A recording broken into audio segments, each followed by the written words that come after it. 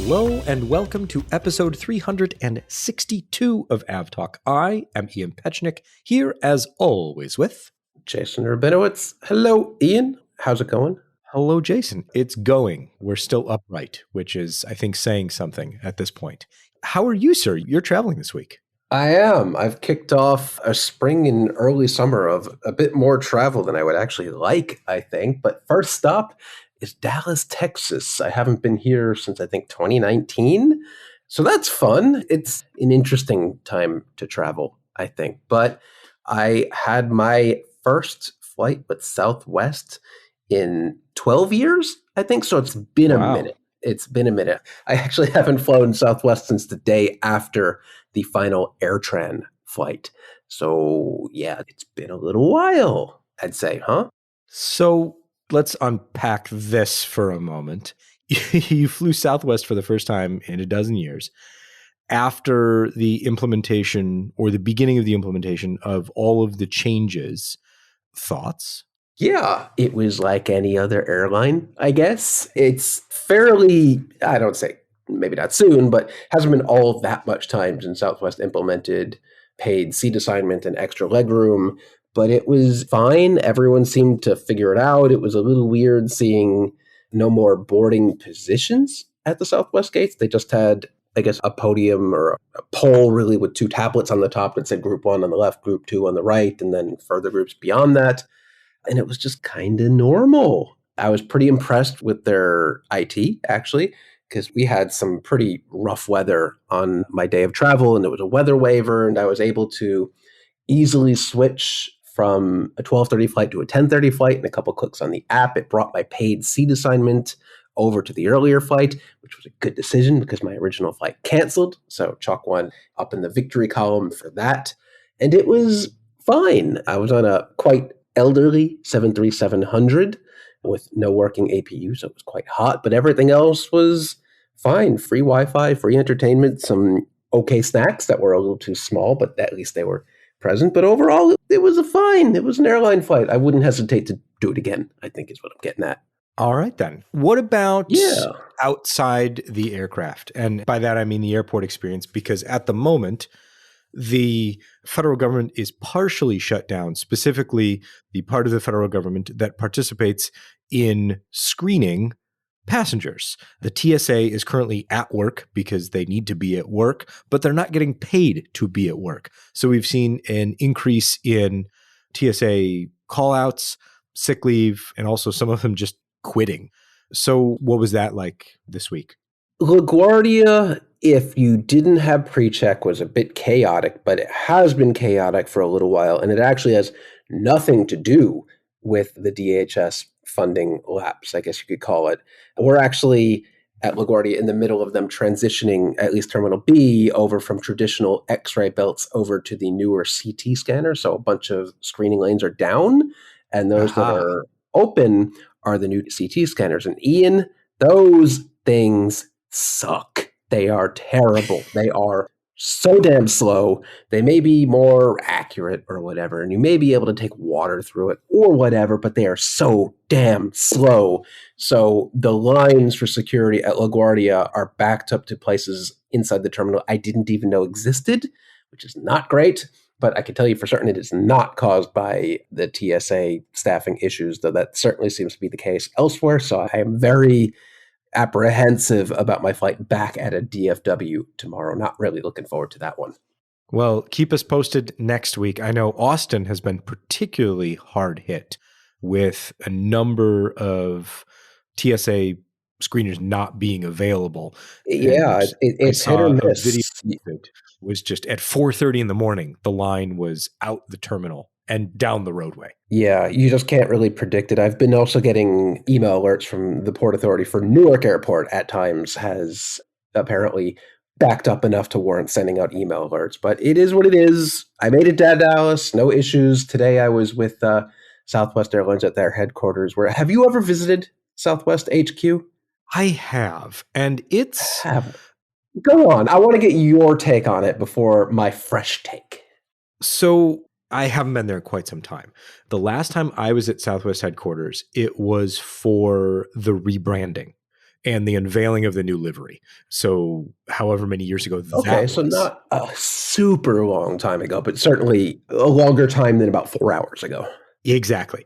And from what I remember of the headquarters, I remember being taken aback by, people talk about the Southwest culture and the loss of it these days. And I think that two things really struck me about Southwest and embodied in their headquarters when I was there. It could be, I think, best described, the entire headquarters is like one giant high school pep rally. Yes. And / weird aviation museum. Yes, exactly. So it has not changed. Okay. It's like, it's massive, but it's like half there are people here running an airline and half museum to all things Southwest culture, Southwest history.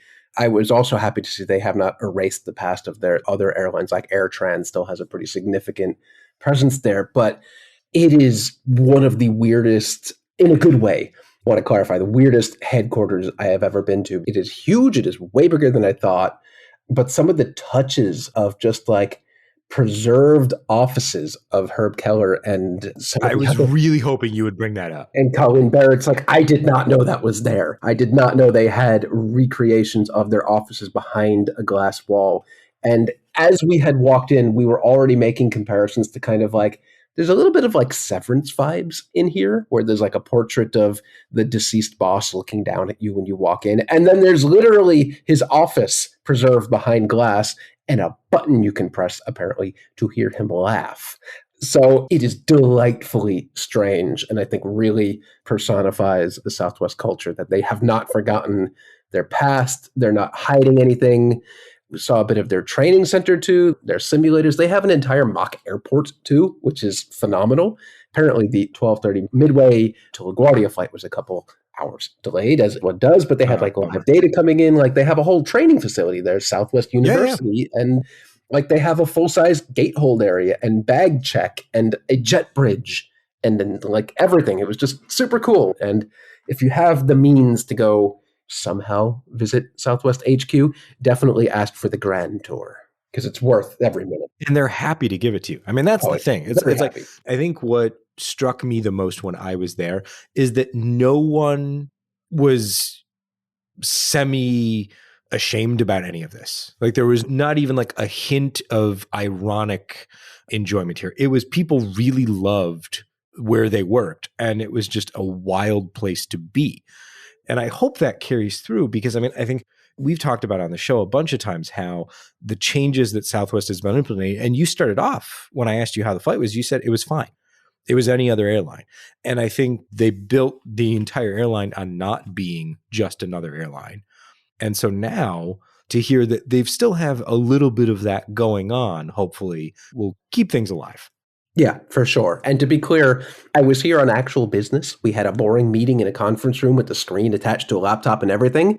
I didn't ask for the tour, but we got the tour because they're that happy to show off everything there. And it was great. And that's how it's done, my friends. Good stuff. Let's head out to this week's news, where we turn our attention back to the war in the Middle East, which is currently on its third week. Over the past week, since we last discussed what is happening in Iran, over the Persian Gulf, and in the wider Middle East, we have a few aviation points that we want to touch on, a few things that have changed and a few things that have remained the same. One of the largest stories over the past week was the mid-air collision between two KC-135 aircraft operated by the United States Air Force. One of those aircraft crashed. All 6 crew aboard were killed. Rather tragically, this was a nighttime, what sounds like a head-on collision, though we have not heard anything from a DoD investigation or otherwise to really solidify that reporting. But the other aircraft was able to limp back to Tel Aviv, and photos of that aircraft surfaced rather quickly on social media, showing the aircraft's tail about half missing. Yep. From the tip of the tail to where the American flag sits on the tail was just gone. Thankfully, the rudder remained attached and seemingly operable, and they were able to make it all the way back to Tel Aviv. Yeah, kind of crazy that could happen in the controlled airspace where there are no other aircraft aside from the military, that this could still happen. I don't know if we'll ever get a report on this. I don't know exactly how that works when you have a military versus military crash like that. Hopefully we see something and figure out how this happened. Hopefully we'll see a DoD report, but I'm not holding my breath for anything anytime soon. What we have seen after this crash, which occurred on the 12th of March, we have seen an increase in United States Air Force aircraft, especially the refueling tankers, but also other aircraft using active transponders throughout their sorties, which has shown a shift in the airspace usage out of Iraq and into a corridor that lines the border between Iraq and Saudi Arabia. So that's been one of the interesting things that has changed in the week since this crash. Things that have not changed are a majority of the airspace closures. We did see over the week a few operations out of Bahrain, a few further movements of aircraft out. Qatar Airways has been able to operate additional flights, but events have transpired that have set us back in terms of the number of flights. And the largest event that has happened over the past week was a drone strike from Iran on an area near Dubai Airport, which impacted a fuel facility, causing a massive fire. That disrupted Dubai International ops for quite some time on the 15th of March. And then the impact of that has further been a reduction in operations at Dubai, but also some changes in who can operate. Because of whatever happened at Dubai International, the effects haven't been spelled out precisely by the folks in the UAE. But as part of that, they have closed operations at Dubai International and Dubai World Central to non-UAE airlines, which is an interesting note here. We've seen flights, Emirates flights, I think especially A380s, taking off out of DXB and then hopping over to DWC or Jeddah, somewhere in Saudi Arabia, or even Abu Dhabi, I think, and then continuing on. So hard to tell if it's a fuel supply issue, a fuel distribution issue, if there is no fuel. We don't really know. Unsurprisingly, they're not really saying exactly what's going on. But there's also no indication how long this is going to go on for. They're really, really limping along in Dubai. They're trying their hardest. But Ian, remember the story of my friend Hendrik last week, who was in Phuket when Air India Express broke the runway? And I do. Right as he was about 25 minutes from departure, where do you think he was when the Dubai fuel farm was hit? No. 25 minutes away from landing in Dubai on his way home. They ended up diverting to DWC, where he was for a little bit, and then was eventually rerouted. Okay. No, it gets worse. Eventually, he was rerouted through Germany, where there was a misconnect and a bit of a delay on the way in, I think, to Frankfurt, maybe Munich, right in time to be impacted by what's going on in the Lufthansa group right now? Oh, no. Yeah. More strike? Yeah. So he ended up having to rebook again. I don't remember on what airline, but Hendrik, stay home for a little bit. Man. You've had a bad run. Yeah. Oh, that's awful. Yep. Sometimes you just can't win. He's your friend, and he's going to remain that way because I don't want to travel with him. I would have traveled with him this year, and I think I'm done for the year. But man, when it rains, it pours, huh? Oh, boy. It was Berlin, by the way. He disconnected in Berlin and rebooked on EasyJet. Okay. I mean, I guess you just start rolling with it. Like, I mean, at that point, at some point you have to laugh at it. Like, what else can happen? I'm still alive and here. It's just things have not gone well. Yeah. Oh, boy. Oh, boy. Oh, boy. So Dubai International is open. It is open. It's available, sort of, for operations to UAE-based airlines. So, in essence, Emirates and Fly Dubai are operating out of Dubai. As Jason mentioned, Emirates has been stopping for fuel. either at Dubai World Central and just operating out of Dubai World Central, Abu Dhabi, or they've been stopping. A lot of flights have stopped in Jeddah, a few have stopped in Medina, and others have been able to take their entire journey from Dubai International up to Europe or over to Eastern Asia. So it seems like fuel is available. Now, the question is, where is the fuel available? Are there fuel routing issues? Are there fuel distribution issues? We just don't know. But we're going to continue to keep an eye on this. We've been tracking we're calling a Gulf Airline Recovery Index, which is setting a pre-war baseline equal to 100 and then benchmarking each Gulf Airline's progress through day by day. So as of yesterday, Emirates was down from the day before at about 70 all the way down to about 43. So they took a big hit from the closure of Dubai International, and it's still certainly not up to full force. But they're not the only ones who are cutting flights, and it's really starting to spread beyond Middle East-based airlines. This week, SAS announced that it would be cutting flights both in March, some flights, and in April, some more flights. They said that they're canceling 1,000 flights during the month of April, so that amounts to about 5% of the scheduled flights for the month, though they did not say which flights they are canceling. They've already started canceling some flights. I assume that's part of a frequency consolidation that allows them to operate fewer flights, but still move as many passengers as they possibly can. Though with a 5% cancellation in April, we'll have to see what that ends up looking like. I'm hoping that that doesn't spill over into May, and then I have to find a new flight for myself. And importantly, this isn't because of network disruption or anything to SAS. Right. This is purely because the price of fuel has gone up dramatically in about a week. It is more or less, I think it went up 50% is the quote I saw today, I think. That's dramatic, yes. Reading a quote from Ed Russell, who is actually quoting JetBlue's guidance from today, fuel prices are forecast to jump about a third from previous estimates, at least just on JetBlue. And this is only a couple weeks into this mess. It's only going to get worse from here.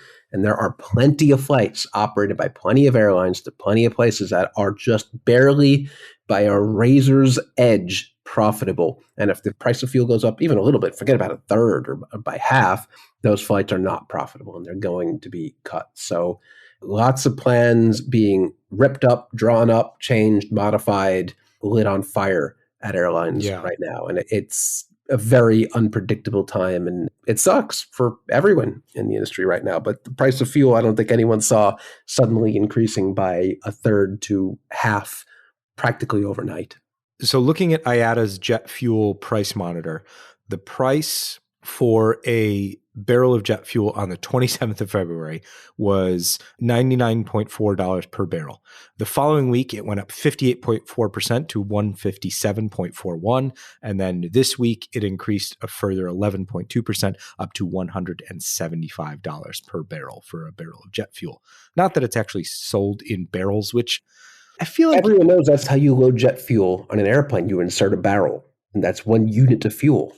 This just popped into my head, but do you remember a couple of years ago, there was a Turkish Airlines it was a Turkish Airlines flight, and they needed to de-ice, and like they had like a 5-gallon water jug. Yeah.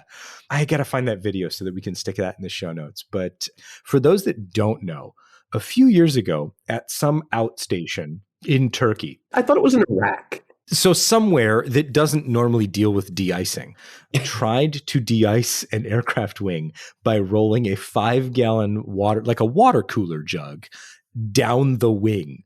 And so you have this guy sitting in the window seat over the wing, videoing this ground handling person or maintenance person or whoever, rolling this barrel of water down the wing, and you just hear it smack into the fuselage. And I don't know. I mean, I know why I just thought of that, but yeah, I'll see if I can find the video. Barrel equals classic video. Oh, man. So we'll check back in on the price of jet fuel next week. So there you go. But you know what isn't good for the price of jet fuel just generally? Practically anything and everything. Blowing it up. is what I'm getting at here. So we had the There's a fuel lot of that this depot week. we had the fuel depot in Dubai that was struck by an Iranian drone. And then in Kabul, Afghanistan, we have Cam Air's fuel depot being bombed by Pakistan. Huh. That's not good. So remember how we talked about 2 weeks ago, one of my big concerns was an escalation in the conflict between Pakistan and Afghanistan? Is this that? This isn't quite that, but it verges on being that. And it makes me a little worried. A little more worried, I should say. Yeah, things are not looking good on a global scale right now. People need to chill out. Unfortunately, I don't think they're going to do that. So no, I don't think so. Yeah, hide your fuel barrels. Exactly. So for folks that are going, why does this matter? Remember, looking at the map, we have two corridors right now. One that goes to the south of the conflict zones through Egypt and Saudi Arabia to get between Europe and Asia. And we have the northern route that runs through Turkey, Armenia, Georgia, Azerbaijan, and then on its way down through Afghanistan and Pakistan. So even if it's not necessarily a hazardous situation, if that airspace were to close for any reason, it would further constrict flights to the point where we start wondering, how long are some of these flights that are currently being operated economically viable for the airline? Yeah, things are not going great right now, are they? They are not. But let's talk about some good news. Because for the first time in years, Air Baltic says that it expects to have the full fleet of A220s available for operations this summer. -1. Yeah, -1. There was, and this was helpfully flagged by a podcast listener. So thank you very much for sending a detailed bit of information in about what happened. The A220YL AAO was in for maintenance when it experienced a pretty bad fire, and that aircraft has now been written off. It sounds like it was an issue with the APU, and fire damaged the aircraft significantly enough to where it became a write-off. So, well, I hope they saved the engines at least. Nearly all the Air Baltic A220s will be available. That's great. I don't actually remember seeing any photos of this A220 that burned down, apparently, but that's great for Air Baltic. Finally having its whole fleet after so many years of being just royally screwed by Airbus and Pratt & Whitney. Of course, I feel like the majority of its fleet isn't actually operating for Air Baltic these days, especially in the summer peak season. But it's been a tough couple of years for Air Baltic, so they will more than happily take the win. Yeah. They are continuing to develop their wet leasing business. They will increase total capacity by 15 to 20% this year. That's divided between a 10% increase in scheduled flying and a 30 to 40% increase in wet lease flying. So look for an Air Baltic A220 in any number of airlines near you if you're flying in Europe this summer. We should get a full list of all the airlines that Air Baltic's actually operating on behalf of, because I bet there are some we don't even know about. Challenge accepted. Do it. We're going back in time, Jason, except that we're not going back in time because this is the same thing, but it's the new thing. What's new? The FAA has proposed another airworthiness directive requiring that airlines inspect their 787s for cracks created by the manufacturing errors unrelated to the shim gaps between the carbon composite structural components. I would have figured with 787s by now, this is just standard protocol to always check your shim gaps on a 787. Like, is this new for newer produced aircraft or like the older ones that they have to check again? This is a separate component involving 787, quote, lower side of body slice plates. Oh, of course. Got to check your splice plates. Splice plates. You got to check those. Yes, exactly. So those are used on the lower outboard wing skins where they marry those to the structural components. So again, in this ongoing investigation, the shim gaps where the two pieces meet exceeded tolerances, and then they end up having high force on those gaps and those joints, and that leads, or possibly could lead, to fatigue cracks. So that is why they want folks to look at that area of the aircraft. Good stuff. Oh boy, oh boy, oh boy. I mean, at some point, the FAA just goes, inspect everything. Just take the thing apart. Just give it a once let's over. go through, just give it every a once couple over. Months, give it a once over. All right. Let's change gears completely, because I love Colleen Mondor's reporting. She is the best source of Alaskan aviation reporting and finds the most interesting things and tells a fantastic story. And this was on her Blue Sky account earlier today on the 17th of March, where she said, I have a new favorite probable cause of an accident. And there was a helicopter forced landing where the helicopter was being used to try and net an elk. The report doesn't explain why the occupants of the helicopter were trying to net the elk, though. Yes, usually that involves some sort of wildlife management, maybe putting a tracker on it or testing for diseases or something like that. However, the probable cause was, quote, the pilot's failure to maintain clearance from an elk while maneuvering at a low altitude. I hope the elk's okay. The elk won, I guess. the elk won helicopter 0. So this happened way back in 2018, actually. But this is one of those long form reportings. But wait, there's more. It should be noted there were no serious injuries in both of these accidents. That's good. So we're taking a little bit more levity there. So this happened with a helicopter during a hog hunt flight. So this was a helicopter pilot taking a passenger up to hunt hogs from a helicopter. At about 40 to 50 feet, the passenger's gun became lodged in the cyclic control. He instructed the passenger to move his gun multiple times, but the passenger seized up and panicked. The helicopter impacted the ground, and the fuselage and empennage sustained substantial damage. Probable cause? The passenger's gun became lodged in the flight controls during takeoff, and his failure to remove it, which resulted in an impact with terrain. Yep, that'll happen. I went back and looked at the elk incident, and there's an entire page on catherinesreport.com from 2018 that actually links to an AP article about this. And apparently it says, the sound of the chopper blades and the wind kicked up by the helicopters can be terrifying for animals. And apparently the damn thing just jumped up and then crashed the helicopter, which is kind of just, you had to be there, I guess. But they were indeed, it was a research flight. They were trapping it to put a tracking collar on it. There you go. Yeah, okay. Apparently they capture thousands of animals each year, probably a little less by helicopter now. If it works, I mean, a few weeks ago, we first heard from the airline combatants in Chicago that they were going to ramp up flights to, I think, 1.7 million daily flights, 9,000 daily flights to Kalamazoo, 275 flights to Milwaukee. We're just going to drive right up the highway.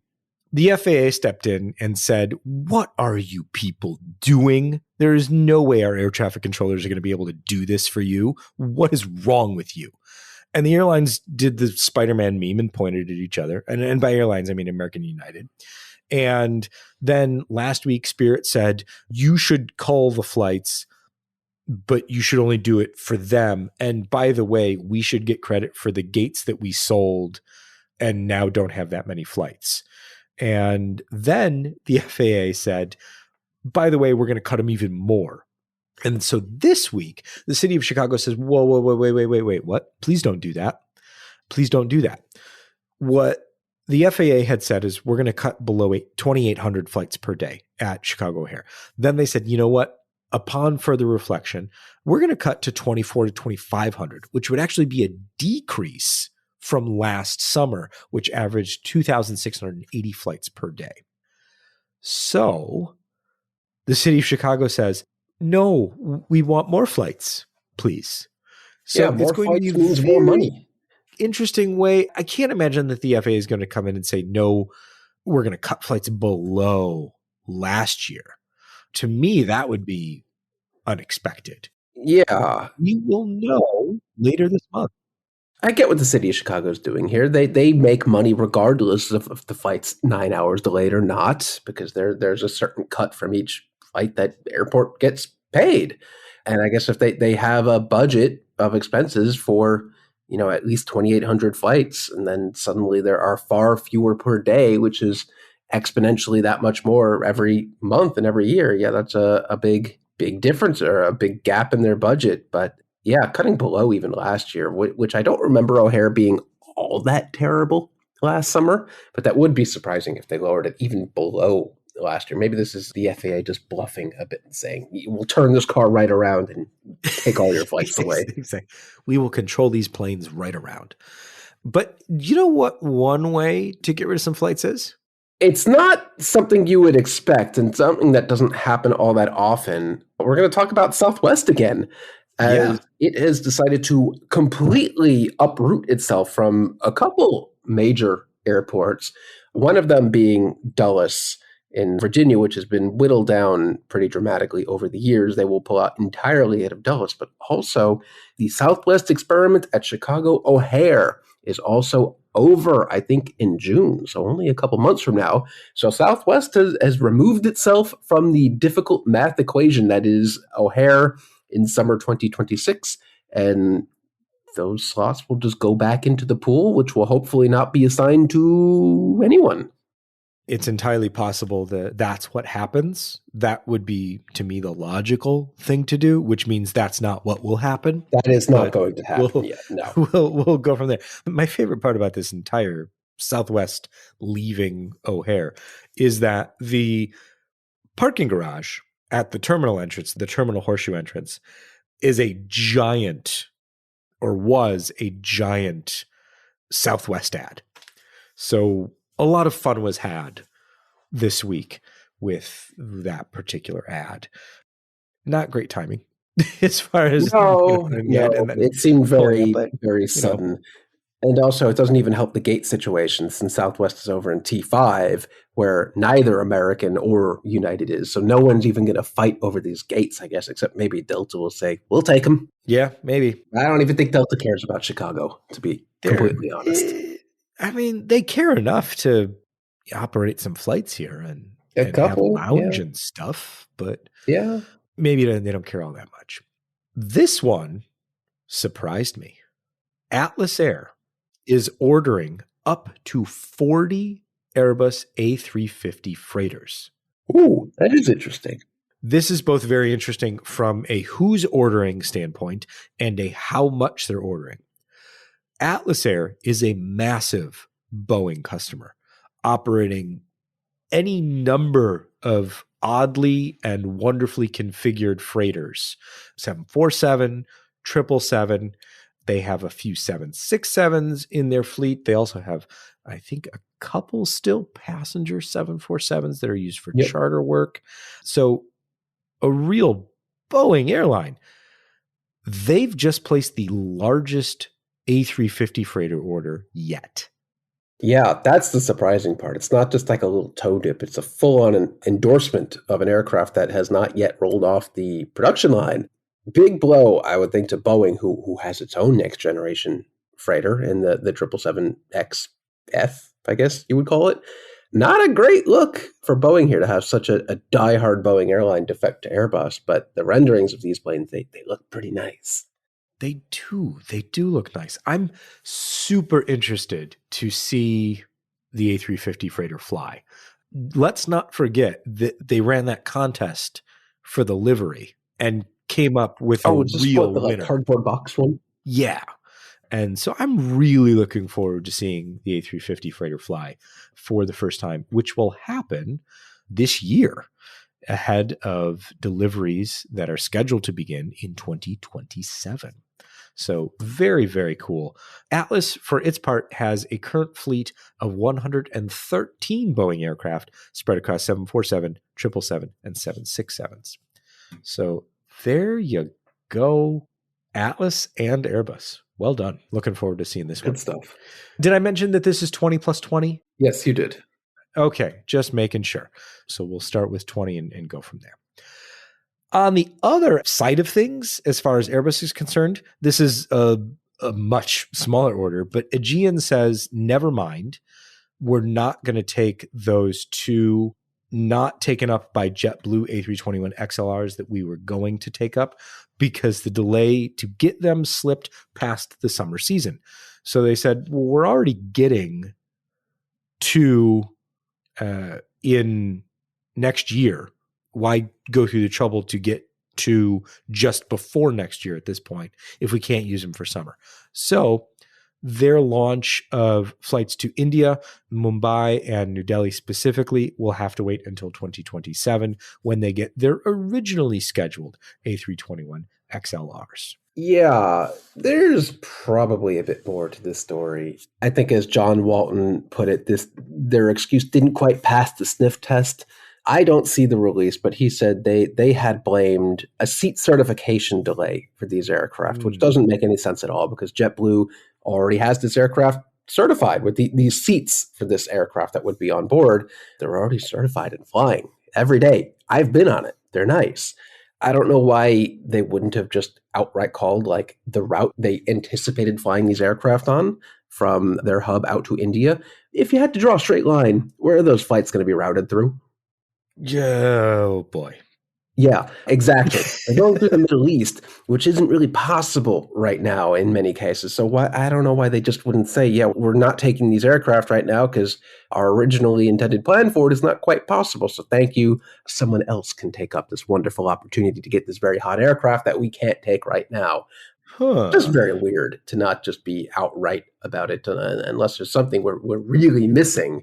Just very strange. Both of those things, I guess, could be true in various forms. For its part, Aegean said, we found two other A321 Neos that we can get towards the end of the year. They won't be XLRs, but it'll keep the fleet about where we want it to be. So that's an interesting pickup, really which lends, weird. I think, a bit more credence to John's theory here. Yeah, it's also really just so strange to be in this position where you have such a hotly anticipated in-demand aircraft like the 321 XLR. Now we're in a position where they just can't find an owner. They're already that kind of aircraft where it's NTU followed by NTU, and now it's not placed at all. Very strange for such an aircraft like that to not be able to find a home. I think what's interesting here is that we're not seeing that in airlines that are ordering large numbers of these. It's airlines that just are like that. We'll take two or four. Right. Like, and then they're like, no, we can't do that anymore. Maybe they'll go to, who was it last week? Goal wanting XLRs because they didn't want wide bodies. Maybe it'll end up there. Maybe. I'm sure then there will be another issue with some sort of seat certification. It's all, let's just go back to wicker chairs bolted to the floor. Not Goal. Have that backwards. They were taking the 330 Neos. It was Azul. Doesn't want there the it is. 321 XLR. Oh, wait, that also doesn't make sense. Maybe just scrap that whole line. Nobody wants them. It's so weird. It was supposed to be such an impactful aircraft, and it turns out nobody wants it. Weird. I think somebody wants it. Somebody wants it. We'll figure that one out. I don't have a transition for this at this point. Actually, no, I do have a transition for this one. Speaking of airlines that say they've figured it out, how's that? But probably haven't figured it out. But probably haven't. Yeah. Spirit Airlines announced this week that they have a plan. It's not earth-shattering. It's not shocking. It's just have the right number of planes, fly to the right destinations, have better seats, make money. If it were only that easy.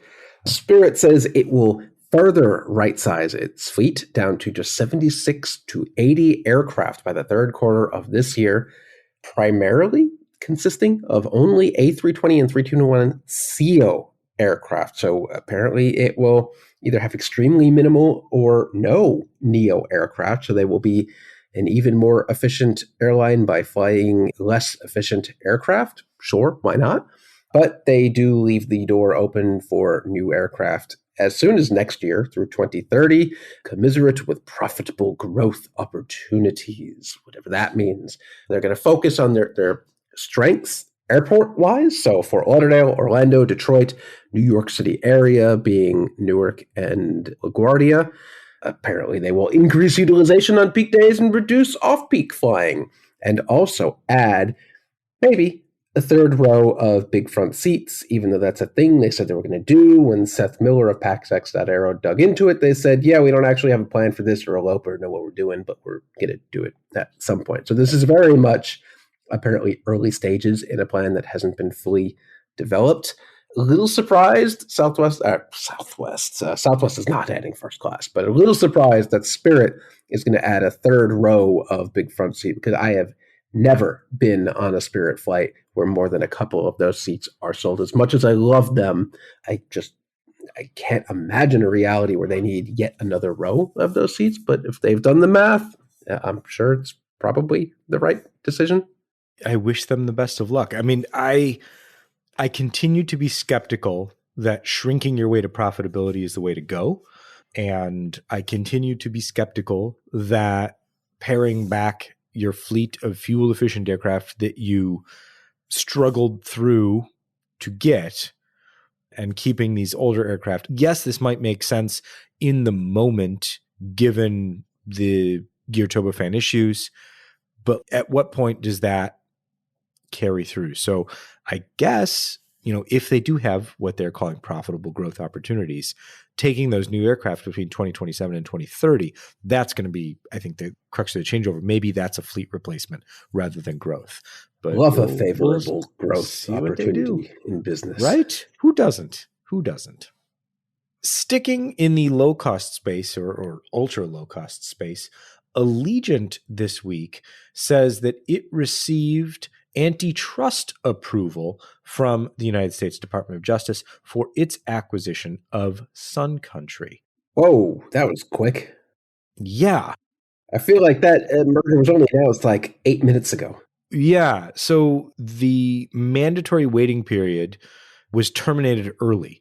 So they're moving forward ahead of time. So now it sounds like the deal is going to come together a bit early. Not that anyone thought it wasn't going to come together, though now they seem like they will be able to close that deal and move forward. Pending DOT approval as well. Yes. So now it sounds like they're saying second or third quarter of this year, and previously they said in the second half. So what looks to be a few months earlier than they initially expected. Well, that doesn't happen often, so good for them. Yeah. Before we go somewhere we can't go, Jason, let's stick with talking about regulatory approvals where airlines in the US are asking for an extension in the amount of time they have to retrofit their radar altimeters to counteract the interference from 5G. Previously, the FAA had said everybody needs to have radar altimeters installed between 2029 and 2032, depending on what aircraft you're operating, how subject to interference it is, and so on and so forth. And the aviation industry has asked to push that back because of any number of reasons. Take your pick: supply chain issues, compatibility, certification, being able to manufacture that many new radar altimeters. So what they say is a 2029 deadline does, quote, not adequately reflect realistic production and installation rates. So that was Lockheed Martin saying that. Among others, this was Airlines for America, Allied Pilots Association, AOPA, which is the Aircraft Owners and Pilots Association, Boeing, Garmin, Gulfstream, General Aviation Manufacturers Association, National Business Aviation Association, Regional Airline Association, RTX, which is the massive conglomerate that includes, among others, Pratt & Whitney, Collins Aviation, and Thales, which includes all host of avionics and other integrations. So The industry says maybe we're not going to be able to meet this 2029 deadline, because that's a lot of people saying there's no way we're going to be able to do this. Well, this time it's good that they're planning ahead to miss a deadline rather than missing the deadline at the last minute. There was, I guess we have learned some lessons from the last time we did this, but by the time we figure out this next 5G thing, we'll probably be on 6G or whatever. Though it has nothing to do with the G, it's all about the spectrum reallocation and all that. The 5G part is a misnomer. It doesn't matter what is actually happening on it. I believe it's just it's this particular bandwidth. Exactly. Okay, now we're going to go a bit further afield. Well, we are not, because, well, we're not allowed to. Maybe you are, Jason, if you want, but I'm certainly not going. Though, if you want to and can, you'll soon be able to take Air China's weekly flight between Beijing and Pyongyang. Well, that's different. Apparently, finally, some of the international links that were severed during COVID, remember that whole thing, are being lifted as the first international train also between China and North Korea occurred last week. I think that's like a 2-day overnight journey as well. Flight's a lot quicker, but finally starting to see some semblance of normalcy between North Korea and China in terms of transportation. Not that normal is all that amazing between these two countries, because it's still just a once weekly flight on Mondays, according to Reuters, but that's a lot better than nothing, I'd say, right? Yeah, I mean, good for them, I guess. I mean, there have been flights, but they have not been... There's one in the air right now to China, actually. There you go. They have not been regularly scheduled. So now I guess we're seeing the resumption of normalcy between the two capitals.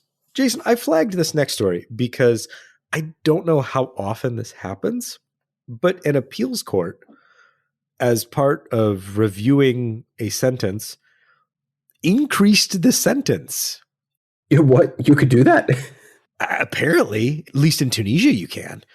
The appeals court in Tunisia increased the sentence of former Tunis Air CEO and a former union official for the airline, upholding their convictions, and upped their sentence.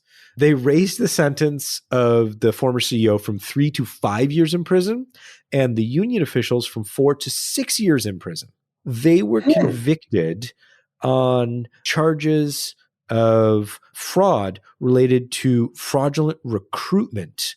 They used forged diplomas, and they were accused of abusing public office to obtain undue advantage. Ooh, that's no good. So basically, they were scamming people, and they got caught, and then they got tried and convicted and sentenced. And then the appeals court said, no, more sentence.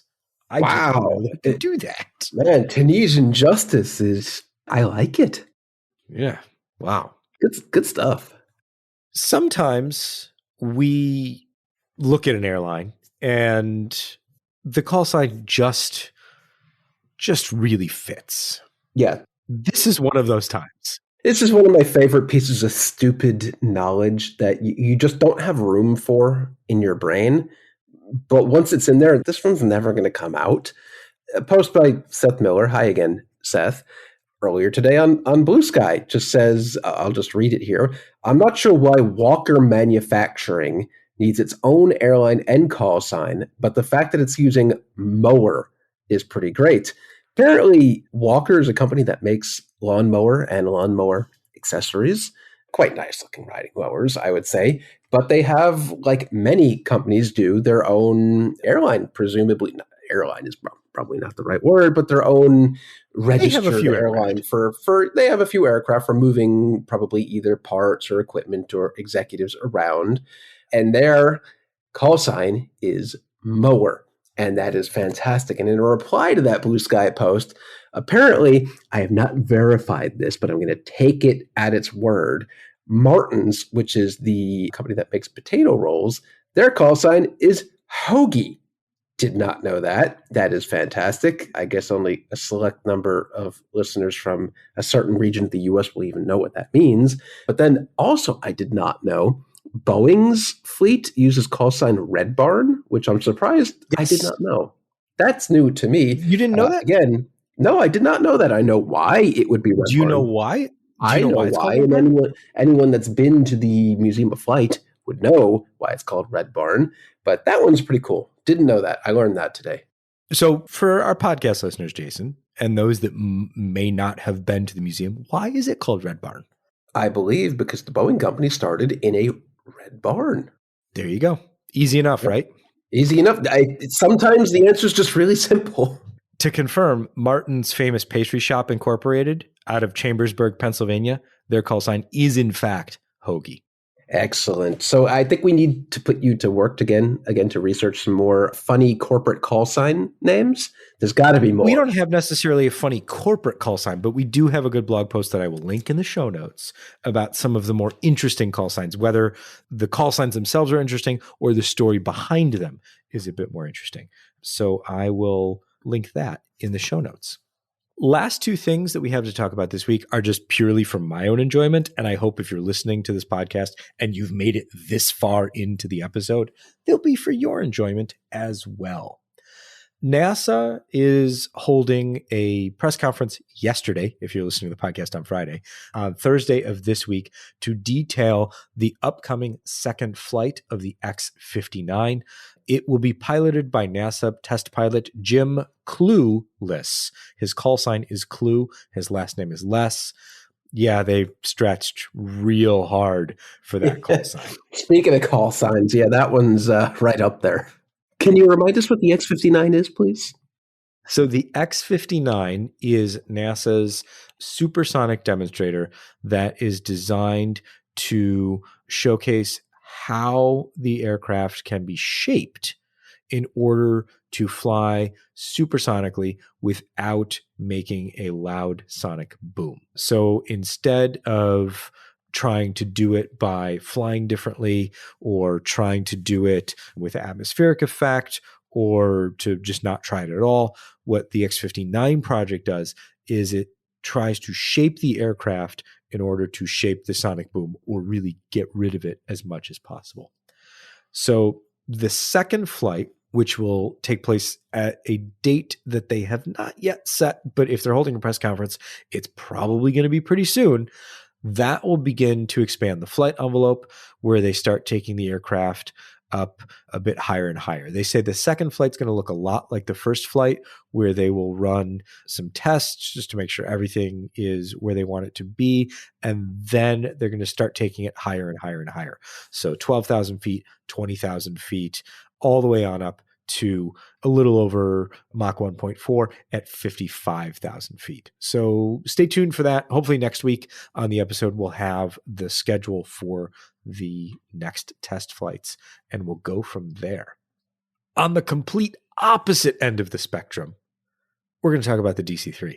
I love the DC-3. As teased, I think a month or so ago, when we first saw leaks start to trickle out, it is now confirmed. We now have a release date. LEGO is launching a Pan Am liveried DC-3 set. 1,903 pieces, $219.99, available April 4th. So where are you putting this one in the house? Will it be next to the Concorde, below it? That's a really good question. I assume you're getting this, right? I'm absolutely getting this. And these things are pretty sizable. I was pretty surprised to see it in your house, just how big the Concorde was. I'd imagine that the DC-3 is a bit smaller. Yeah, the DC-3 will be a bit smaller. The Concorde is massive. I mean, the Concorde's 40 inches. It's 100 centimeters long. The DC-3 will be a bit smaller, but still not insubstantial. But I am looking forward to exploring that one a little bit. Maybe we'll talk a little bit more about that after it comes out and we've had a chance to get hands-on with it. So stay tuned for more on that and follow along with my attempts to figure out where to put the thing in the house, because Jason makes a good point. Where am I going to put it? But if you're as excited as I am, you've obviously made it to the end of the podcast, and you've made it through maybe all 362 plus episodes. And so for that, we thank you. And if you've made it this far, why not go just a little bit further and leave us a rating, review, wherever you listen to the podcast, because that helps other people find the podcast. And if you're listening to us for this long, I think you need to subject your friends to it as well. So tell them to listen to the podcast as well, and we'll all go home a little bit happier. Until next week, when I'm sure we'll have so much more to talk about, this has been episode 362 of AvTalk. I am Ian Petchnick, here as always with Jason Rabinowitz. Thanks for listening.